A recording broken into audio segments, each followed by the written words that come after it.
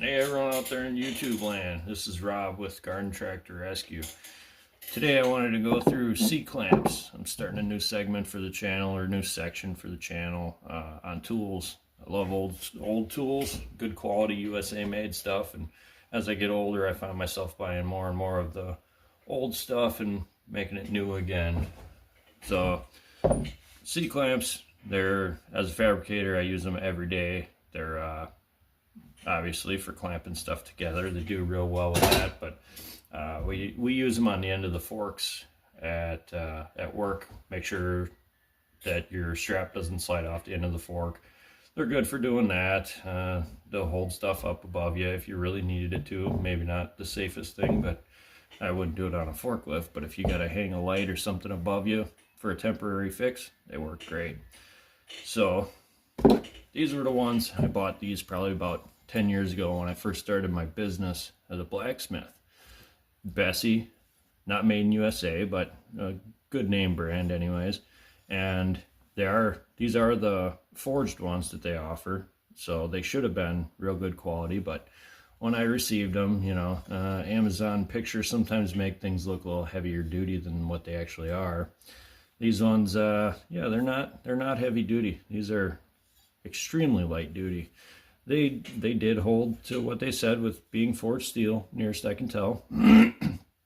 But yeah, my screw here is about 7/16, I would bet. Maybe just a touch more than that, and it's probably metric anyways. But here is lightly used in an industrial application, or at least in a working shop setting. You'll notice I didn't bend the little handle down here. That's still in perfectly fine shape, but the lead screw is all bent. This thing is completely bent. Doesn't align anymore at all. I mean, I could pretty much get this past here. Now, this isn't necessarily Bessie's fault. This is just how tools are made nowadays. Everything's about as cheap as they can get away with. So not only did I bend the screw here, the body doesn't sit flat either. The body has a rock to it now. So that means something I was doing. I don't even remember how I did it, but I have a few in this same condition. We're also missing the pad, so you can't clamp this really to anything anymore without it sliding off. And that's probably how I bent the screw further, was lost the pad and then kept using it to clamp things, and it allows the screw to wander, and then it bends the screw. Because the finer your thread is, you're putting a lot of pressure every time you turn. The screw thread is really, really good at producing pressure.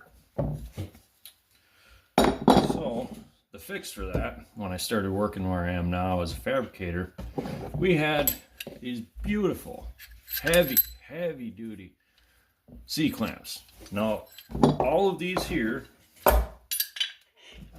let's see if I can line this up in the picture. Maybe not. Every one of these are all 4-inch in size, meaning you have 4 inches of usable clamping ability here. It doesn't measure your throat depth. All these are 4-inch, and you can probably see that there's a huge difference in size. The nice thing with C-clamps is they use a fairly universal numbering system, or at least the older ones did. But back to my story. So when I started working where I am now, we had these beautiful clamps, identical to this. They were made by Die-Craft. I still have a lot of them at work, and there is one that somebody managed to bend the screw on, and I have no clue how they did it, but it is bent right about here, so it's still a usable clamp, but you can't get it to thread out past this. And it's such a slight bend you can barely notice it, but it doesn't come out past that. The fine thread on here, once you bend it just a hair, that's where it stops. These threads engage very well, and they're pretty tight tolerances, honestly, for what they are. So I had to have these clamps to replace these Bessie clamps.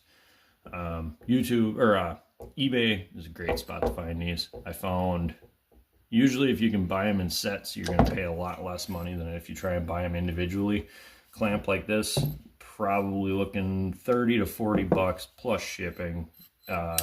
In this condition, not fresh paint or anything, still perfectly usable, just some weld spatter on it probably and some rust, but there's nothing to go wrong here really, now if this handle here is bent, there is a chance that you might have a boogered up thread in there, and that'll make it difficult to use. So I don't buy them. If this is noticeably bent, I don't buy them. It's means the tool's been abused. Somebody put a cheater pipe on here and bent it, trying to over tighten things. And these already produce like 10,000, 20,000 pounds of pressure. I don't know the exact figure. I remember looking it up at one point and it was astronomical for what it is. But the fine thread in here, just so much clamping force. So if you see them and they're bent right here, I wouldn't advise buying those, but everything about this is just completely overbuilt though. It's got to be a 3/4 inch, I would bet. I haven't measured it, but I would bet this is a 3/4 inch screw. Now, this is the condition that I usually buy them in. Sometimes they're rusted even further than that.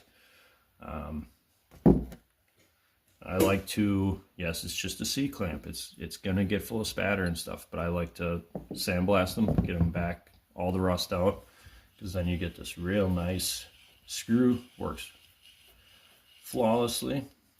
The paint on here, it doesn't hurt anything, because you're gonna oil it when you're done anyways. Paint's just there to keep the rust away. The paint is gonna chip in time. It'll happen, doesn't matter. I like the red, orange, yellow, nice warm colors, because they're easy to see. When you forget this on a project and you go to move it, you're going to notice this big red clamp on there. That's why I repaint them in a bright color. That's kind of a safety, like a safety yellow. Actually, these are Armstrong. Armstrong, and I have some Williams as well. There's several great American brands from back in the day, but Armstrong did offer them in safety yellow at one point. The difference with these clamps, kind of the numbering system, you'll notice the brand right here, it's backwards in the camera, but it says Armstrong, and then it's got number 404. So what that means, the series is the first, is that first digit, and then the 4 is telling you that it's a 4-inch clamp. The 4 in the series indicates that this is going to be coarse thread, at least that's my understanding, and it'll be a coarse thread here, like an Acme type thread almost, and they're just a little bit lighter duty than the 1 series. This is another one. This is a 406. I don't know if you're able to read that. Nope, backwards. Anyway, Armstrong 406, meaning it's a 6-inch. 6 inches of usable space. This is a deeper, one of the deep throat models. And then the other important thing to look for, and there were several brands that made these in the USA. It'll say made in USA or Chicago. And then it's also going to say drop forged. That's the important thing too, is drop forged, not cast, not malleable, not ductile, drop forged. That's what you want to see. They don't break. They may bend. If you were to really, really ream on this thing, I still don't think you would bend it. I think you'd bend the screw before you bent the clamp. But it's better that it bends as opposed to breaking in half. Now, a cast iron, over tighten it, even if it's ductile or malleable. Over tighten it, there's a good chance you'll break the clamp or bend the screw or both. So I don't like the ductile clamps. They're fine for woodworking applications, but for heavy duty stuff, they're just not worth even having around really, except when you run out of clamps, and that's what you need, is one more clamp. While having that extra iron clamp around that maybe is junk, it'll serve its purpose. So I'm gonna just do a real quick sped up video of sandblasting one of these, getting it ready for paint, and the end result looks right about like this. This is a used, 50, 60-year-old clamp. Looks brand new, giving it life again, and it's going to serve me and be passed down. I mean, your grandkids will still be using this.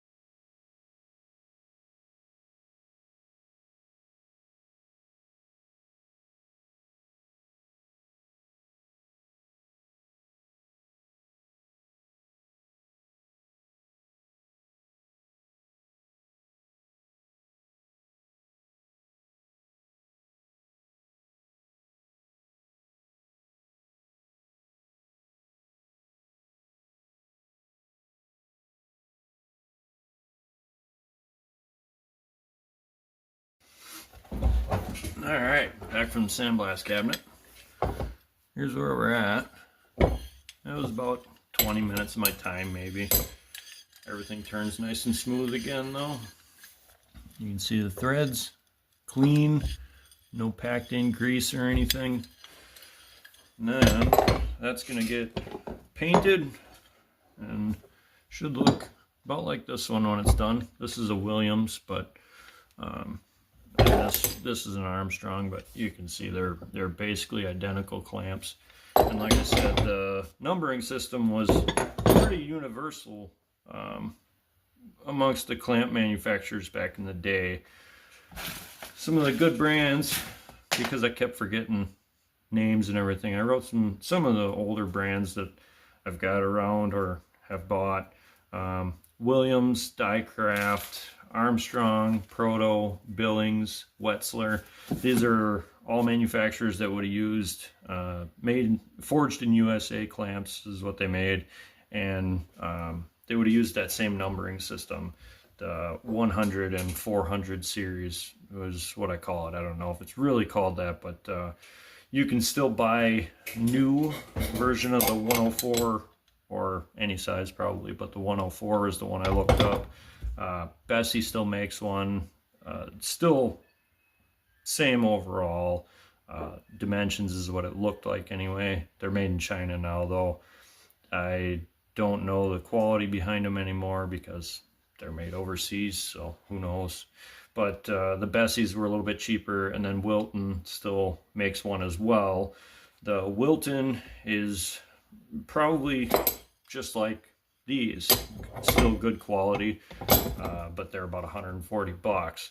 So I bought these 4 Armstrong clamps, well, 3 Armstrongs and a Williams. I bought them as a package deal on eBay for 80 bucks for all 4 of them, and then $10 shipping, so 90 bucks. So you figure $25 a piece is basically what I have in these for money-wise. And then for my time, maybe 20 minutes sandblasting, and I only have a 30-gallon compressor. So if you have a bigger compressor, it goes a lot quicker. But 20 minutes of my time, and then I maybe have 10 minutes to put 2 coats of paint on them. It's nothing fancy, no sanding in between. And then I just use International Harvester Red. I like the color of it. No particular reason, it's just a color that I like. It's locally available. The Ace house brand stuff, it's like, I think it's $5-6 a can. So your minimal investment compared to spending $140 on a new clamp. But it's a good quality tool that you can use and you'll pass down for generations. And everyone has their particular things that they like. And for some reason, I just love the utility of a good C-clamp. The design, just the way that everything's overbuilt like a tank. And as a fabricator, I use them every day. In my home shop, they don't get used quite as much because I'm fabricating all day. When I get home, I don't do as much of it as I once did because I'm, turn your hobby into a profession. Sometimes your hobby gets a little boring after you're doing it every day. So, but yeah, who would have thought a guy could sit here and talk all this time about C-clamps? Yeah, I did it. If you liked what you saw, like and subscribe this video. I look forward to seeing you for the next one. Have a good one.